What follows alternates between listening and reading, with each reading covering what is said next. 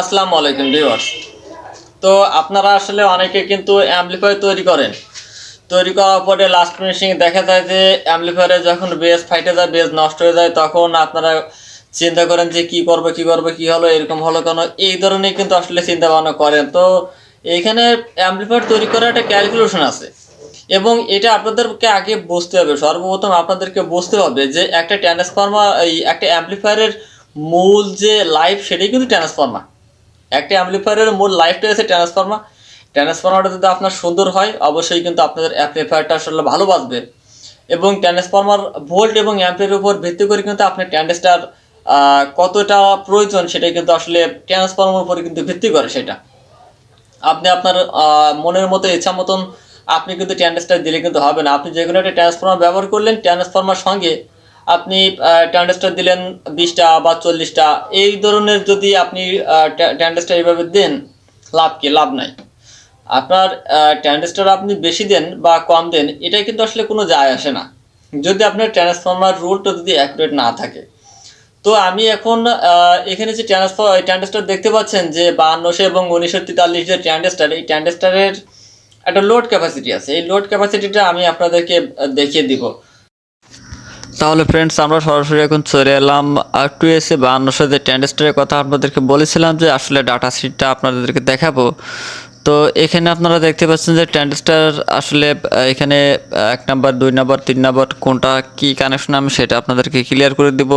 তো এখানে 1 নাম্বারে যেটা দেখতে পাচ্ছেন, 1 নাম্বার আছে আমাদের বেস, 2 নাম্বার আছে কালেক্টর এবং 3 নাম্বার ইমিটার। তো এখন এইখানে আমরা চলে যাব যে আমাদের এই আসলে কোন বেস থেকে কালেক্টর বা ইমিটার আসলে কি পরিমাণ ভোল্ট এবং এই ট্রানজিস্টরের লোড ক্যাপাসিটিটা আসলে কতটুকু আছে। তাহলে আমরা সরাসরি চলে এলাম একটা চার্টে। সেখানে আমরা আসলে আমাদের পুরো, অর্থাৎ কোম্পানি যেভাবে আমাদেরকে বলছে আমরা কিন্তু আসলে সেইভাবেই আপনাদেরকে দেখাচ্ছি। এটা একটা পিডিএফ ফাইল থেকে আমাদের স্ক্রিনশট নেওয়া। তো এখানে আমরা দেখতে পাচ্ছি যে কালেক্টর থেকে বেস ভোল্টেজ 230 ভোল্ট, কালেক্টর থেকে ইমিটার ভোল্টেজ 230 ভোল্ট এবং ইমিটার থেকে বেস ভোল্টেজ 5 ভোল্ট। এখানে যে 5 ভোল্টটা দেখতে পাচ্ছেন, যে এই 5 ভোল্টের থেকে যদি কোনো প্রকারের একটু বেশি হয়ে যায়, সেক্ষেত্রে কিন্তু ট্রানজিস্টরটা আসলে একদমই থাকবে না, নষ্ট হয়ে যাবে। এবং কালেক্টর যে কারেন্ট অ্যাম্পিয়ার, এটা হচ্ছে 15 অ্যাম্পিয়ার, আর বেস কারেন্ট অ্যাম্পিয়ারটা আছে 1.5। অর্থাৎ আমরা যে অ্যাম্পিয়ারটা হিসাব করে আমরা ট্রানজিস্টর কত ভোল্টে কয়টা দেবো, সেটা কিন্তু আসলে এইটার সাথে মানে সিস্টেম করে আমরা আসলে অ্যাম্পলিফায়ারটা তৈরি করি। এবং কালেক্টর আউটপুট ক্যাপাসিটি আসলে এটা আমাদের লাগবে না। তারপর আমাদের এখানে কালেক্টর পাওয়ার, অর্থাৎ আমাদের যে ট্রানজিস্টর থেকে যে পাওয়ারটা আসলে হয়, সেটা আসলে এখানে পিডিএফে বলছে 150 ওয়াট আমরা আসলে বের করতে পারবো। তারপর আমাদের এখানে এই ট্রানজিস্টরটি আসলে 150 ডিগ্রি সেলসিয়াস পর্যন্ত নিতে পারবে, অর্থাৎ 55 থেকে 150 ডিগ্রি সেলসিয়াস পর্যন্ত নিতে পারবে। তো এটা গেল কিন্তু আমাদের 5200 ট্রানজিস্টরের যে ক্যালকুলেশন, সেটা ডাটা শিট। তো আমরা এখন চলে যাব 1943 ট্রানজিস্টরে। তাহলে আমরা চলে এলাম 1943 ট্রানজিস্টরে। এই 1943 ট্রানজিস্টরেরও 1 নম্বরে বেস থাকবে এবং 2 নম্বরে থাকবে কালেক্টর এবং 3 নম্বরে থাকবে ইমিটার। অর্থাৎ এটা হচ্ছে আমাদের 1 নম্বরে বেস, মিডিলের ট্যাঙ্কটা আসলে কালেক্টর, 2 নাম্বার এবং 3 নম্বরে থাকবে আমাদের ইমিটার। তো এখন আমরা এর ভোল্ট সম্পর্কে জানবো। তো 1943 আমাদের যে ভোল্ট, এটাও আসলে সব একই।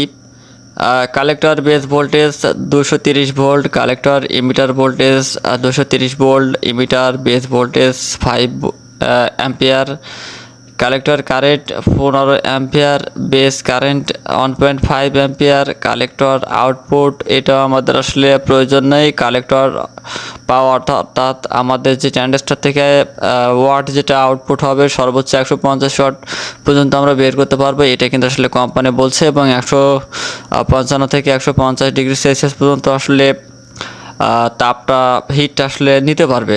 তো এটা গেল কিন্তু আমাদের পুরো ট্রানজিস্টরের পুরো ডিটেলস, যেটা আসলে আপনাদেরকে জানানোর প্রয়োজন ছিল।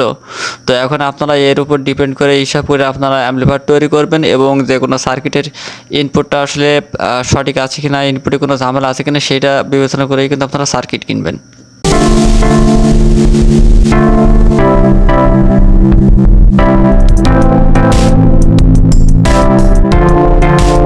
তবে একটা জিনিস মনে রাখতে হবে যে এই ট্রানজিস্টরের যে বেজ অ্যাম্পিয়ার, এই বেজ অ্যাম্পিয়ারটা থাকবে হচ্ছে 1.5 অ্যাম্পিয়ার থাকবে। এটা আসলে কোম্পানি আসলে আমাদেরকে বলেছে যে 1.5 অ্যাম্পিয়ার থাকবে বেজে।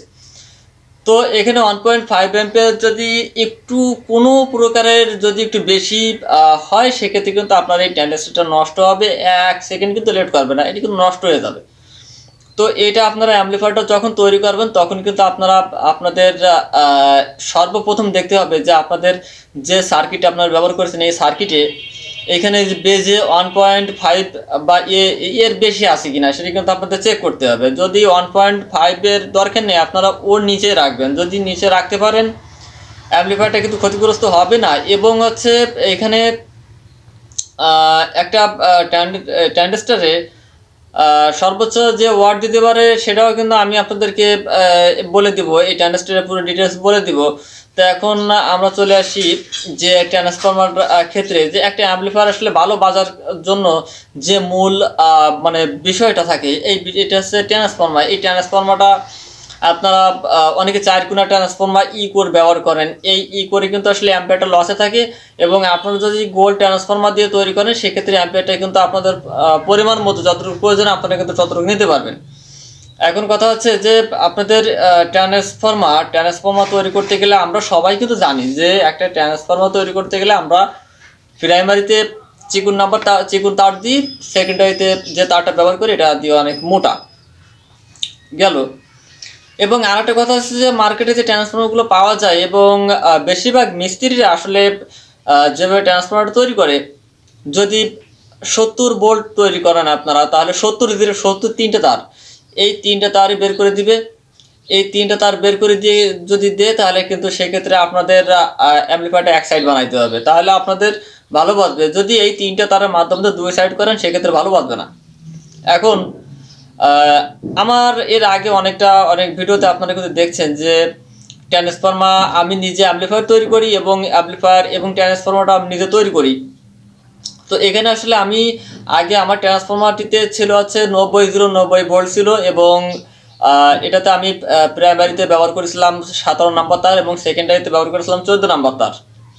তো তারপর আমি কি করলাম যে আমি একটা কোম্পানির অ্যাম্পলিফায়ারের ট্রান্সফরমার খুললাম। এই খোলার পরে আমি সেখানে দেখি যে সেইখানে তারা ব্যবহার করেছে প্রাইমারি মোটা এবং সেকেন্ডারি চিকুন, অর্থাৎ সেকেন্ডারিতে আমরা মোটা ব্যবহার করি, প্রাইমারিতে ব্যবহার করি চিকুন। এরা ব্যবহার করেছে সেকেন্ডারিতে ব্যবহার করেছে চিকুন, প্রাইমারিতে ব্যবহার করেছে মোটা। তো এখানে প্রাইমারিতে এবং শুধু তাই না যে একটা ডেল্টা সেটে ব্যবহার করছে যে প্রাইমারিতে ব্যবহার করছে 14 নম্বর তার এবং সেকেন্ডারিতে ব্যবহার করছে 15-16 এরকম ব্যবহার করছে। তো এখন তারা তো ভোল্ট ব্যবহার করছে মাত্র 60 ভোল্ট, অর্থাৎ 60 ভোল্ট তারা ব্যবহার করেছে। তাহলে 60 ডেল্টা সেট এতটা ভালো বাজে, এইটা আসলে কেন? আমি কিন্তু সেটটা খোলার পরে দেখি যে কারণ হচ্ছে এইটা যে প্রাইমারিতে যে তারটা এই তারটা বেশি মোটা ব্যবহার করেছে। আর আমি চিন্তা করছি এইটা যে ডেল্টা সেটে যদি 60 ভোল্ট 60 তৈরি করা হয় তাহলে আমার যে ট্রান্সফরমারটা আমি তৈরি করেছি সেটাই আমি তৈরি করেছি হচ্ছে 90 তাহলে ডেল্টা থেকে আমার ট্রান্সফরমার ভোল্ট বেশি কিন্তু ডেল্টা থেকে আমার সেটটা আরও বেশি ভালো বাজবে, সেইটা বাজে না কেন? এটাই কিন্তু আমি চিন্তা ভাবনা করছি। তা আমি খুললে আমি কিন্তু রেজাল্ট এটা পেয়েছি। এখন আমি আমার সেটে তৈরি করেছি প্রাইমারিতে ব্যবহার করেছি আমার যে ট্রান্সফরমার আমি ব্যবহার করেছি 14 নাম্বার এবং সেকেন্ডারিতে ব্যবহার করেছি 15 নাম্বার। তো এইভাবে ব্যবহার করার পরে আমি ওইখান থেকে 90 ভোল্ট আমি কিন্তু এটা রাখিনি, এখান থেকে আমি কিন্তু কমিয়ে নিয়ে আমি এটাকে করেছি হচ্ছে 70 ভোল্ট করেছি। তো 70 ভোল্ট করার পরে আমি যে পারফরমেন্সটা আসলে পেয়েছি তাতে আমি বলতে পারি যে 9001 দিয়ে আপনারা যদি সাপ চালান তাহলে যেরকম বাজবে আমার এইটা দিয়ে চালাইলে তার থেকে বেশি ভালো বাজবে। আর আপনারা শুধু ট্রান্সফরমার দিলেই যে ভালো বাজবে সেটাও কিন্তু আসলে না, আপনাদের সার্কিটটাও ভালো প্রয়োজন আছে। যদি ভালো সার্কিট ব্যবহার না করেন সেক্ষেত্রে কিন্তু আপনাদের অবশ্যই সমস্যা হবে।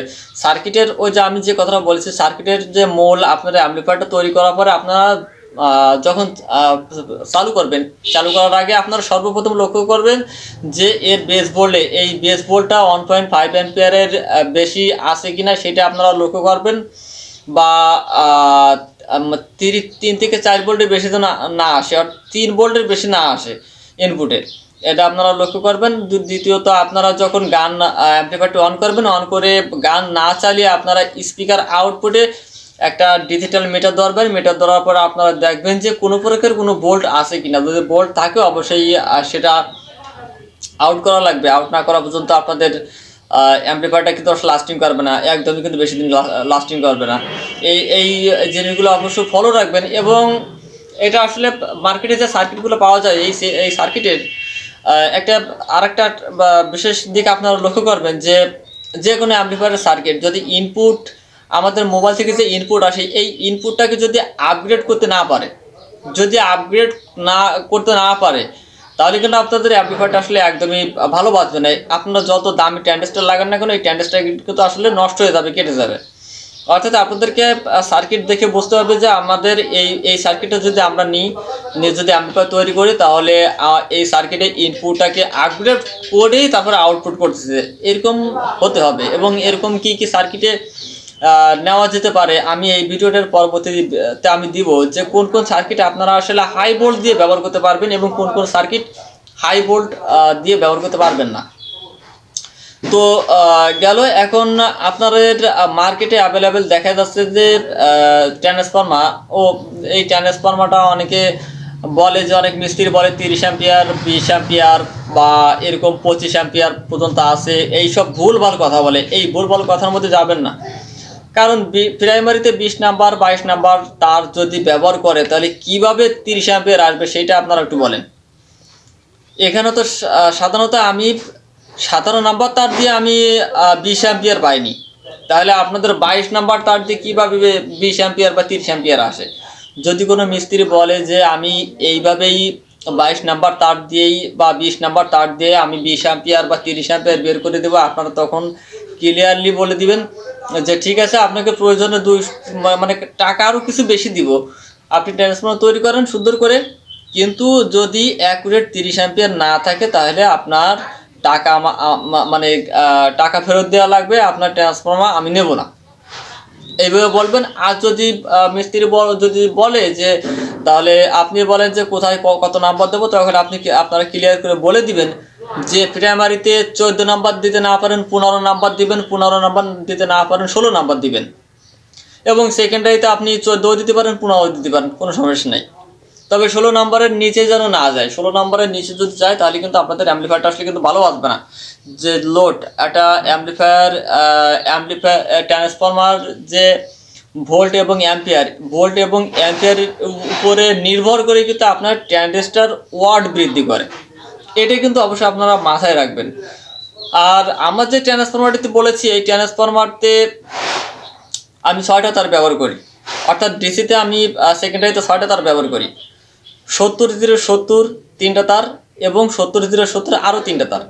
তাহলে আমার প্রাইমারিতে তার প্যাচ যাচ্ছে একটা এবং সেকেন্ডারিতে প্যাচ যাচ্ছে 2টা, সেকেন্ডারিতে ডুয়েল ভোল্টেজ বের হচ্ছে, সেক্ষেত্রে অবশ্যই আমার প্রাইমারি থেকে মানে সেকেন্ডারি থেকে প্রাইমারি তার অবশ্যই মোড়া দিতে হবে, তা নাহলে লোড কিন্তু আসবে না। তাহলে ফ্রেন্ডস, আপনাদের যদি এই সম্পর্কে আর কোনো কিছু জানার প্রয়োজন থাকে অবশ্যই কমেন্টসে জানাবেন, আমি যত সময় আপনাদের কমেন্টসের উত্তর দিব। তাহলে আপনারা সবাই ভালো থাকবেন, সুস্থ থাকবেন, আল্লাহ হাফেজ।